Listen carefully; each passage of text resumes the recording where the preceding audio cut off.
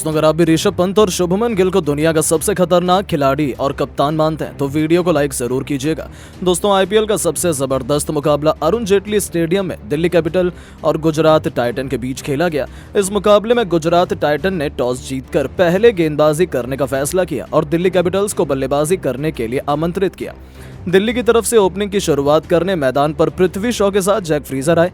वहीं गुजरात की तरफ से पहला ओवर लेकर आए अजमत उल्ला उमरजाई, लेकिन इनका स्वागत पहली ही गेंद पर पृथ्वी शॉ ने शानदार चौका लगाकर किया।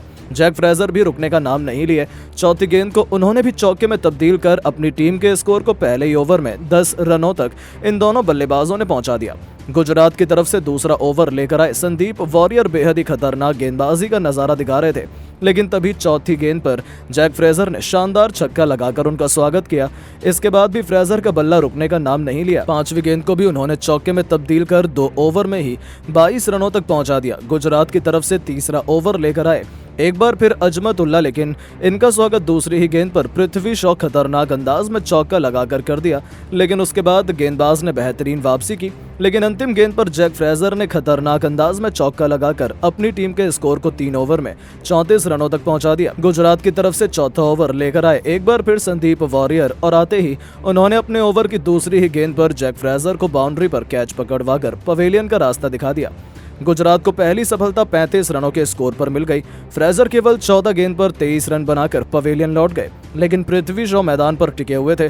उनका साथ देने के लिए दिल्ली की तरफ से अक्षर पटेल आए, लेकिन तब तक इनका साथ छोड़कर पृथ्वी शॉ भी चले गए। संदीप वॉरियर ने अपने ओवर की 5वीं गेंद पर पृथ्वी शॉ को पवेलियन का रास्ता दिखा दिया और दिल्ली कैपिटल को 36 रनों के स्कोर पर दूसरा झटका लग गया। पृथ्वी केवल 7 गेंद पर 11 रन बनाकर पवेलियन लौट गए। अक्षर पटेल मैदान पर टिके हुए थे। उनका साथ देने के लिए शाई होप दिल्ली का स्कोर 4 ओवर में केवल 36 रन 2 विकेट पर बन पाया था। गुजरात की तरफ से 5वां ओवर लेकर आए एक बार फिर अजमत उल्ला बेहतरीन गेंदबाजी का नजारा दिखा रहे थे, लेकिन तभी होप ने 5वीं गेंद पर शानदार स्टेट ड्राइव लगाकर चौका जड़ दिया और 5 ओवर में दिल्ली कैपिटल का स्कोर केवल 43 रन 2 विकेट पर बन पाया था। अक्षर पटेल और शाई होप के कंधों पर टीम की पूरी जिम्मेदारी आ चुकी थी। पावर प्ले का अंतिम ओवर एक बार फिर गुजरात की तरफ से लेकर आए संदीप वॉरियर बेहद ही खतरनाक गेंदबाजी का नजारा दिखा रहे थे। इनके खिलाफ रन बनाना भी काफी मुश्किल हो रहा था। तभी वॉरियर ने अपने ओवर की चौथी गेंद पर इस बार अपना शिकार शाई होप का बनाकर पवेलियन का रास्ता दिखा दिया। दिल्ली कैपिटल्स के 3 बल्लेबाज केवल 44 रनों के ही स्कोर पर पवेलियन जा चुके थे। पूरी टीम लुढ़कती हुई नजर आ रही थी। अब मैदान पर अक्षर पटेल का साथ देने के लिए कप्तान ऋषभ पंत आ चुके थे। इन दोनों बल्लेबाजों के कंधों पर टीम की पूरी जिम्मेदारी टिकी हुई थी। हर कोई इन दोनों ही बल्लेबाजों से उम्मीद जताए हुए रखा था। पावर प्ले के 6 ओवर में दिल्ली का स्कोर केवल 44 रन 3 विकेट पर बन पाया, लेकिन उसके बाद ऋषभ पंत और अक्षर पटेल ने मिलकर बेहतरीन बल्लेबाजी की और अर्धशतकीय साझेदारी बनाई और अपनी टीम को संभालते हुए 100 रनों के पार पहुंचाया। वहीं अक्षर पटेल का बल्ला तो रुकने का नाम नहीं लिया। तूफानी अंदाज में बल्लेबाजी करते हुए उन्होंने अपना अर्धशतक भी ठोक दिया और अपनी टीम के स्कोर को इन दोनों बल्लेबाजों ने मिलकर 15 ओवर में 127 रनों तक पहुंचा दिया। ऋषभ पंत भी बेहतरीन बल्लेबाजी का नजारा दिखा रहे थे। देखते ही देखते वो अपने अर्धशतक के करीब आ गए। दिल्ली का स्कोर तेजी से आगे बढ़ना शुरू हो चुका था। दिल्ली का स्कोर 150 रनों के पार हो गया।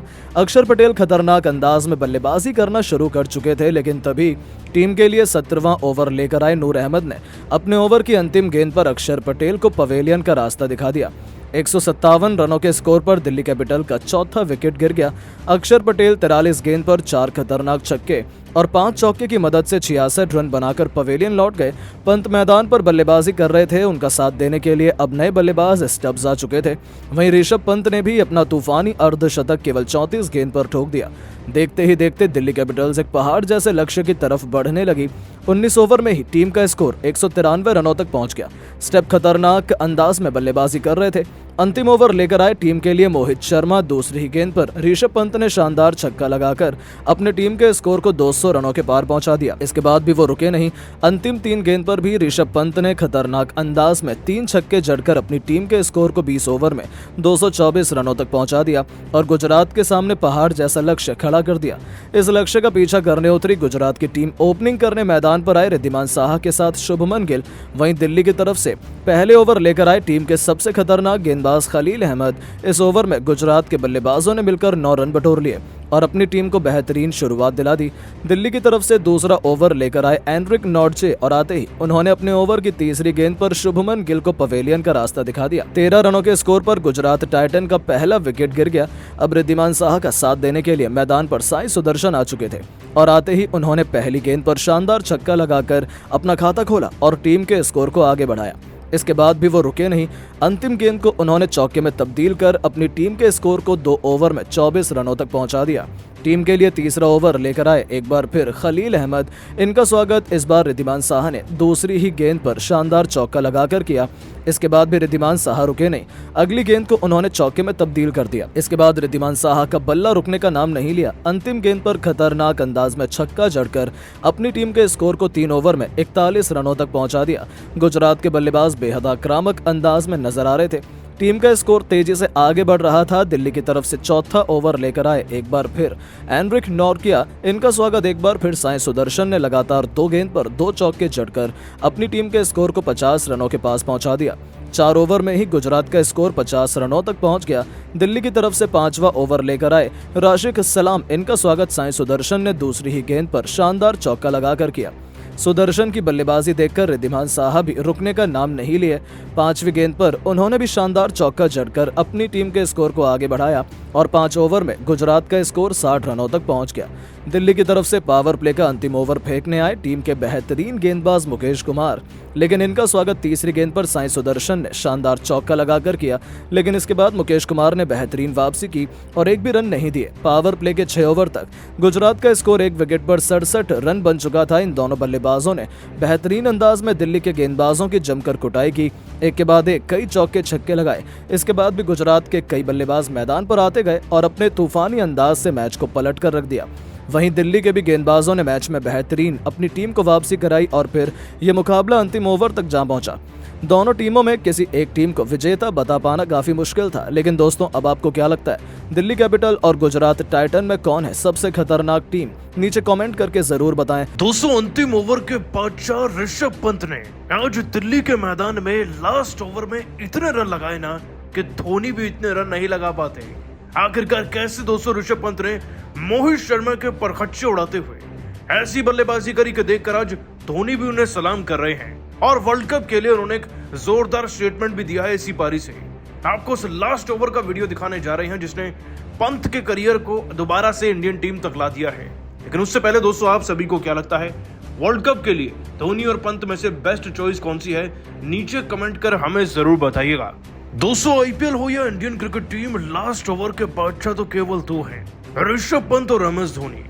धोनी की रफ्तार और बल्लेबाजी में पागलपन तो दोस्तों इस सीजन में बहुत देख लिया, लेकिन आज ऋषभ पंत ने लास्ट ओवर में कुछ ऐसा किया है ना कि देखकर आप भी खड़े होकर कहेंगे कि वर्ल्ड कप के लिए ऋषभ पंत सबसे सेफेस्ट नाम होंगे भारत के लिए।